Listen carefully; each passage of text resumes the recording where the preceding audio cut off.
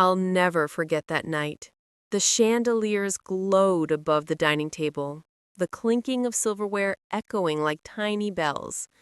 My father's booming laugh shook the room, while my mother leaned in closer to my little sister, hanging on to every single word she said.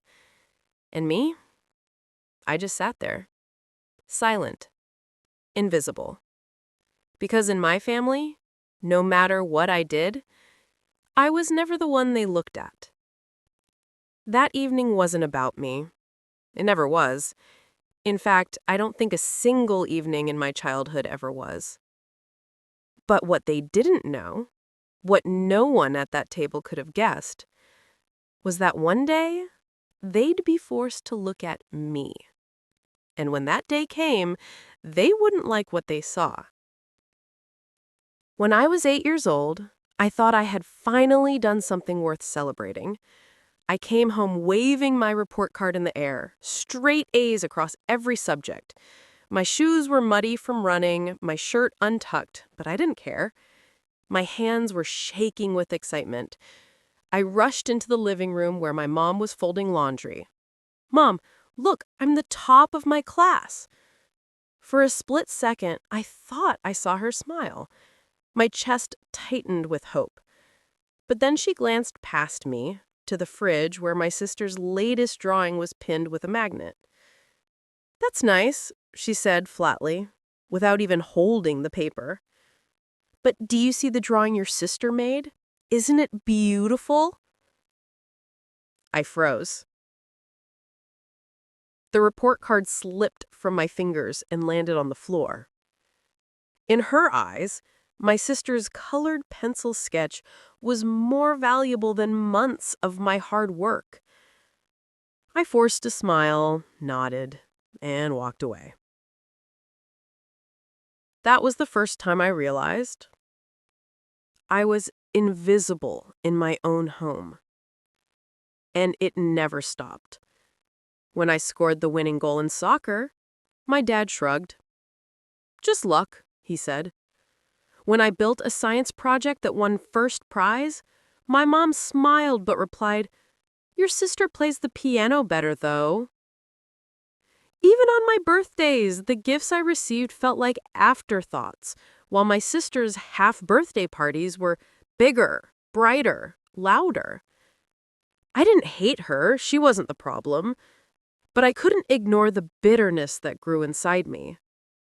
I wanted so badly for my parents to notice me, to be proud of me, but all I ever got was silence. Or worse, comparison. By the time I was 15, I had stopped showing them my report cards. I stopped bringing home trophies. I stopped even trying to earn their attention. But deep inside, a fire burned hotter every single day. It was the fire of someone who had nothing to lose. One night, I overheard my parents talking in the kitchen. I shouldn't have been listening, but their voices carried down the hallway. My father's voice was low, but his words cut like knives. "Our son, he's just average. He'll never make it big. But our daughter, she's got the talent. We should invest in her future." I stood frozen, my heart pounding in my chest. Average? That's what they thought of me? I wanted to scream, to storm in and prove them wrong. But instead, I went back to my room, shut the door, and stared at the ceiling all night. That was the night I made myself a silent promise. One day, I'd prove them wrong. One day, they'd regret every word. But here's the thing. I wasn't planning on fighting for their love anymore. No, I was planning something much bigger. College wasn't easy. While my sister had her tuition, books, and even a new car fully paid for, I worked 2 jobs to just keep up. I cleaned tables at a diner in the mornings. I stocked shelves at a grocery store at night. And during the hours in between, I studied, exhausted, my hands shaking from too much coffee and too little sleep. There were nights I wondered if my parents were right. Maybe I was average. Maybe I'd never make it big. But every time that thought crept into my mind, I heard my father's voice again. He'll never make it. And instead of breaking me, those words fueled me.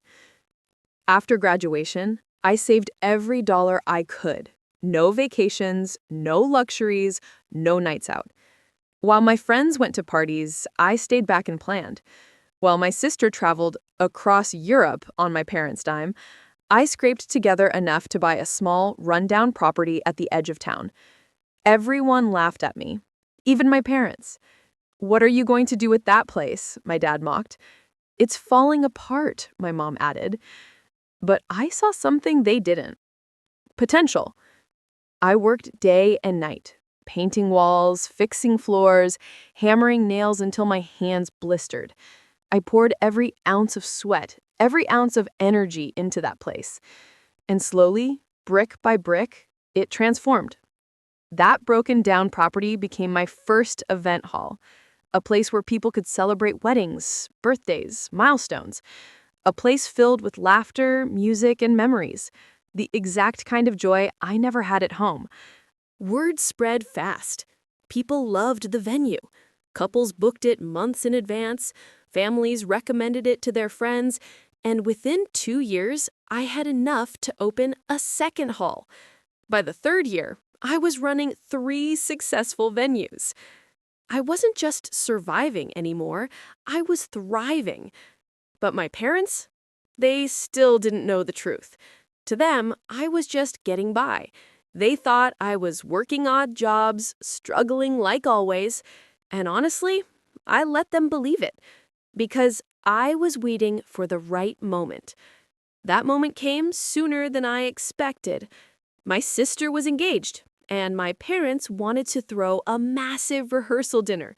By coincidence, they chose one of my halls to rent, though they didn't know I owned it. When I showed up to oversee the event, my father sneered, "So, they've got you working here, huh? At least you found some job." My mother shook her head. "Well, at least you're not causing trouble."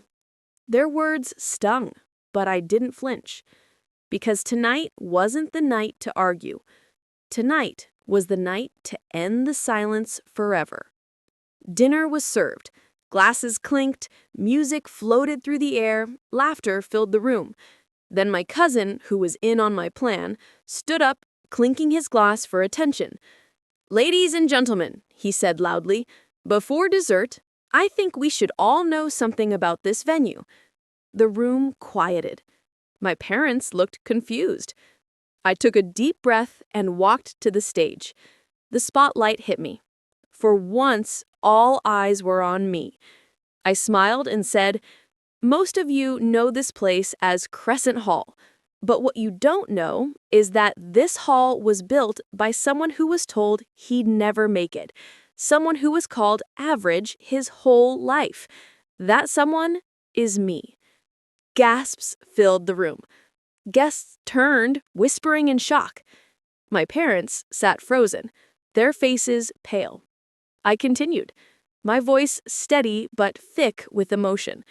"This hall, this business, every brick, every light, you're sitting inside my dream.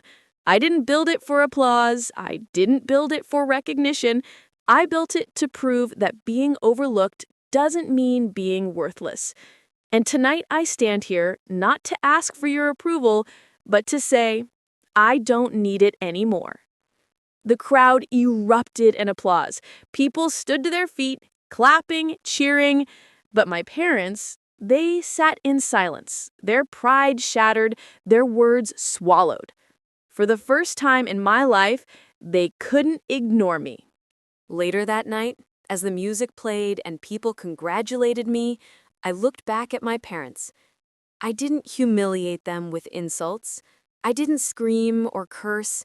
I simply showed them the truth, that the sun they had ignored, dismissed, and underestimated had risen higher than they ever imagined. And that was enough. Sometimes revenge isn't about destroying the people who hurt you. It's about living so well, succeeding so fully, that they can never deny your worth again.